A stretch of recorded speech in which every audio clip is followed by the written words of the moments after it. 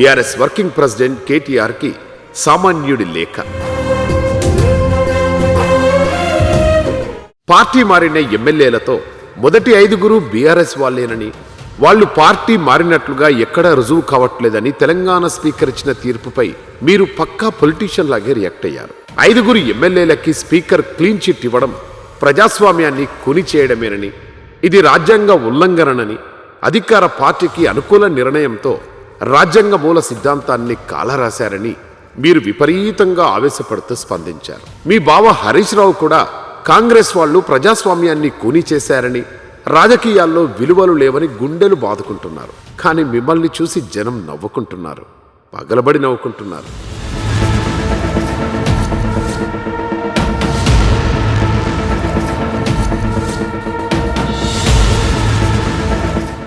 మీరేంటి ప్రజాస్వామ్యం గురించి, ప్రజాస్వామ్య విలువల పతనం గురించి, రాజ్యాంగం గురించి, రాజ్యాంగంలోని మూల సిద్ధాంతాల గురించి ఇలా విపరీతంగా బాధపడిపోతూ మీ ఎమ్మెల్యేలను కాంగ్రెస్ ప్రభుత్వం సంతలో గొడ్లలా కొనేసిందంటూ అసలు సమాజంలో విలువలెక్కడున్నాయి అంటూ బాధపడతారేంటి? కేసీఆర్ గారు కొన్నేళ్ల క్రితం అన్న ఒక డైలాగ్ గుర్తుందా? ఇక్కడ మేం ఏమైనా అహోబిలం మఠం నడపడానికి వచ్చామా? పక్కా రాజకీయం చేయడానికి వచ్చాం, రాజకీయమే చేస్తాం. ఆ రోజు వేరే పార్టీ ఎమ్మెల్యేలను టీఆర్ఎస్లో చేర్చుకోవడానికి సమర్థించుకుంటూ కేసీఆర్ మాట్లాడిన మాటలు ఇవి. కానీ వేరే పార్టీలు మాత్రం ఇక్కడ అహోబిలం మఠం నడుపుతున్నాయా, శంకర మఠం నడుపుతున్నాయా, అవి కూడా రాజకీయాలే చేస్తాయి, అవి కూడా మీలా తప్పుడు పనులే చేస్తాయి. మీరు అప్పుడు ఏం చేశారో 10 ఏళ్ల తర్వాత ఇప్పుడు కాంగ్రెస్ అదే చేస్తుంది. మీరు చేస్తున్నది తప్పు అని కాంగ్రెస్ని మీరు ఎలా నిలదీయగలుగుతారు? మీకేం నైతిక హక్కుంది? అప్పుడు మీరు చేసింది కరెక్ట్ అయినప్పుడు ఇప్పుడు కాంగ్రెస్ చేసేది కరెక్టే కదా. అసలు రాజకీయాల్లో నైతిక విలువలు ఉన్నాయా, ఉంటాయా? అసలు మీరు వాటిని బతకనిచ్చారా? రాజకీయాల్లో నైతిక విలువలు ఎప్పుడూ లేవు, ఇప్పుడు లేవు.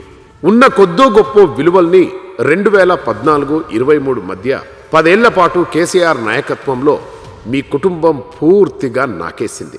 విలువలు అనే మాట అసలు ఎక్కడా వినిపించకుండా చేసింది. మరి ఇప్పుడేంటి? మీరు ప్రజాస్వామిక విలువల గురించి, రాజ్యాంగ విలువల గురించి మాట్లాడతారు. మీరు ఎన్ని కథలైనా చెప్పొచ్చు, కానీ అవి జనం నమ్మే పరిస్థితి ఇప్పుడు లేదు. మా హయాంలో పార్టీ ఫిరాయింపుల చట్టం అనుసరించి మేము రాజ్యాంగబద్ధంగా 2/3 ఎమ్మెల్యేలను పద్ధతి ప్రకారం చేర్చుకున్నామని మీరు ఎంతైనా బుకాయించవచ్చు. కానీ వ్యక్తికి, వ్యవస్థకి విలువలనేవి ఉంటాయి. అవి చట్టాలకి, రాజ్యాంగానికి, రూల్స్కి అతీతమైనవి. ఆ విలువల్ని మీరు కాలరాచారు. ఉద్యమం నుంచి వచ్చి పోరాటాలు చేస్తామని చెప్పుకొని అధికారంలోకి వచ్చాక ఎంత విచ్చలవిడిగా ప్రవర్తించాలో అంతగా చెలరేగిపోయారు. మీరు చేస్తే ప్రాతిపత్యం, కాంగ్రెస్ వాళ్ళు చేస్తే వ్యభిచారం. ఒక్కసారి గుండెల మీద చేసుకొని చెప్పండి, 2014-2018లో మీరు గెలిచిన తర్వాత చేసిన అరాచకాలు, వేరే పార్టీ ఎమ్మెల్యేలను సంతలో పశువులను కొన్నది మీరు కాదా? వాళ్లను మంత్రుల్ని చేసింది మీరు కాదా? అప్పుడు మీరు చేసింది రాజకీయమైతే ఇప్పుడు కాంగ్రెస్ చేసేది రాజకీయమే అవుతుంది. ఇంకా దీనిలో గుండెలు బాదుకోవాల్సిన పరిస్థితి ఏముంది? మీరంతా ఒక తానులో ముక్కలే. మీకు కష్టం కలిగిన రోజు విలువలు గుర్తొస్తాయి, వేరే వాడికి కష్టం కలిగిన రోజు మాత్రం రాజకీయం గుర్తొస్తుంది. 2014లో మీరు 63 సీట్లు గెలిచారు. తెలంగాణలో ప్రభుత్వం ఏర్పాటు చేశారు. అయినా సంతృప్తి చెందలేదు. అవతలవాడి పార్టీని లేకుండానే చేయాలనుకున్నారు. అధికారంతో పాటు వందల వేల కోట్ల రూపాయలు సంపాదించారు. వాటితో విచ్చలవిడిగా పొలిటికల్ గేమ్ ఆడారు. 2014లో ఏకంగా టీడీపీని మింగేశారు.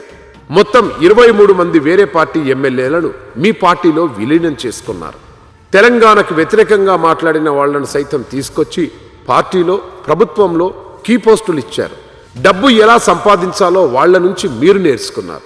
కానీ 2018లోనైనా బుద్ధిగా ఉన్నారంటే అప్పుడు 80కి పైగా సీట్లు వచ్చినా కూడా ఈసారి కాంగ్రెస్ వాళ్లను మింగేశారు. మొత్తం 16 మంది ఎమ్మెల్యేలను మీ పార్టీలో కలిపేసుకున్నారు. పార్టీ ఫిరాయింపుల చట్టాన్ని అడ్డుపెట్టుకుని 2/3 రూల్తో 2 సార్లు వేరే పార్టీలను మొత్తం నాశనం చేయాలని ప్రయత్నించారు. విలువలు అనేవి అప్పుడొక రకం, ఇప్పుడొక రకంగా ఉండవు. విలువలు ఎప్పుడూ ఒకే రకంగా ఉంటాయి. అప్పుడు మీరు చేసిన పని ఇప్పుడు కాంగ్రెస్ చేసింది. నవ్విపోదురుగాక నాకేటి సిగ్గు అనుకొని మీరు సుప్రీంకోర్టు వరకు వెళ్ళి ఉండవచ్చు. కానీ మీరు వాడిన ఫార్ములాలనే ఇప్పుడు ఇక్కడ తెలంగాణ స్పీకర్ ప్రయోగిస్తున్నారు. మీ ఎమ్మెల్యేలు పార్టీ మారలేదని ఆయన చెప్తున్నారు. నిజమేంటో ప్రజలకు తెలుసు, మీకు తెలుసు. కానీ ఎవరూ మీపై సానుభూతి చూపించరు. ఎందుకంటే 10 ఏళ్ల పాటు మీరు చేసింది ఇదే.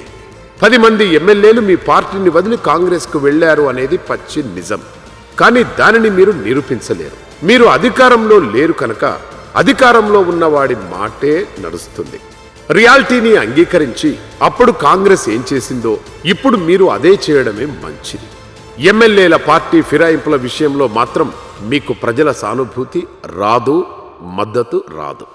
ఈ రాయింపుల సంస్కృతిని తెలంగాణలో అలవాటు చేసింది మీరు. ఆ కర్మ అనుభవించాల్సింది కూడా మీరే. ఇట్లు మీ సామాన్యుడు.